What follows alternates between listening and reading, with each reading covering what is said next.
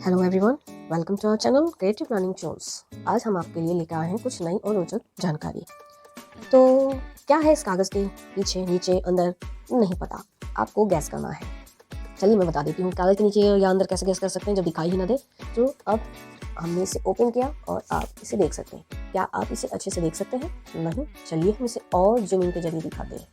अब आपने देखा, जैसे कि पहले हमने आपको कुछ ऐसे ही डमी रुपए दिखाए थे, डमी सिक्के दिखाए थे। अब इस बार हम आपके लिए लेके आए हैं चेक। आप पढ़ सकते हैं क्या लिखा हुआ है। जमा पर्ची, चेक, नकदी, ड्राफ्ट। क्या आपने कभी इस तरह का कोई कागज देखा है? देखा होगा अपने पापा या मम्मी के पास। इस तरह के कागज का हम इस्तेमाल कब करते हैं? इस तरह के कागज का इस्तेमाल ज़्यादातर अपने मम्मी पापा या बड़े लोग करते हैं जब वो बैंक में जाते हैं अपने पैसों को जमा करने, या जब बैंक से पैसे निकालने होते हैं तो उनके पास इस तरह के कागज होते हैं। उनका प्रारूप अलग होता है, उनमें कुछ और अलग लिखा होता है। तो अब हमें देखना है, क्योंकि आप बड़े हो रहे हो तो आपको भी जानना चाहिए, सीखना चाहिए कि बैंकिंग व्यवस्था क्या होती है और क्या। हम जब हमारे पैसे को सेफ रखने के लिए और उस पर कुछ आमदनी करने के लिए घर पे तो नहीं रख सकते हैं, तो उसे हम लोग रखते हैं बैंक में। बैंक हमारे पैसे को अपने पास रखता है, सेफ रखता है, और साथ ही हमें उस पैसे पे कुछ ब्याज भी देता है, जिससे हमारा भी फायदा होता है और बैंक का भी फायदा होता है। तो अब इस पैसे को हम बैंक में रखें कैसे? बस जाएं और बोल दें कि लीजिए पैसा हमारा रख लीजिए? नहीं, उसका एक प्रोसेस होता है। बैंक आपको एक नंबर देता है, एक अकाउंट बनाता है, उसी नंबर पे ही आप अपना सारा काम कर सकते हैं। तो ये हमारा प्रारूप है। इसमें हमें देखना है कि हम कैसे पैसे अपने रखते हैं बैंक के अंदर। सबसे पहले आपको इसे भरना होता है, लिखना होता है। हम क्या लिखेंगे? तो ये हमारा है शाखा। जिस बैंक में हम अपना पैसा जमा करते हैं उसके स्थानीय शाखा का एक नाम होता है, यानी उस जगह का नाम होगा, उस जगह के नाम पर ही वो शाखा होगी। तो हम उस शाखा का नाम लिखेंगे, फिर डेट डालेंगे। जिस डेट में हम पैसे जमा करेंगे वही हमें तारीख यहाँ देनी है।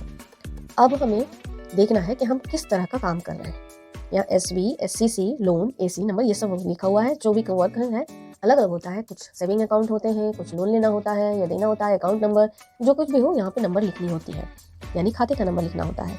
वो वहाँ पे भरा जाएगा खाते में जमा करने के लिए। For the credit of the account of, यानी अब यहाँ पे हमें क्या करना है, देखिए, नाम, यानी जिसका अकाउंट है उसका नाम यहाँ हमें लिखना है। और नाम लिखते समय कुछ भी गलत नहीं होना चाहिए, नाम की स्पेलिंग तक गलत नहीं होनी चाहिए। जो नाम खाते पे है वही हमें यहाँ पर लिखना होगा, देना होगा। पता, यहाँ पे हमें एड्रेस लिखना है, अपना एड्रेस लिखना है। राशि, जो अमाउंट, जो पैसे, जो रुपए हम रखने जा रहे हैं उन पैसों को हमें यहाँ पर लिखना है।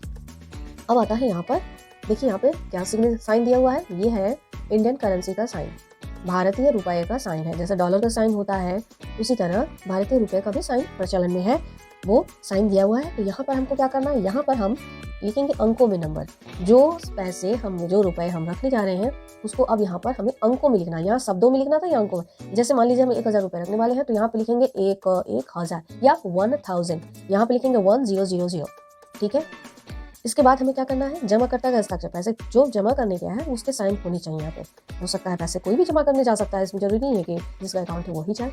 तो जो भी पैसे जमा करने जाएगा वो अपना सिग्नेचर करेगा। अधिकृत हस्ताक्षर, यहाँ भी एक सिग्नेचर की जरूरत पड़ेगी।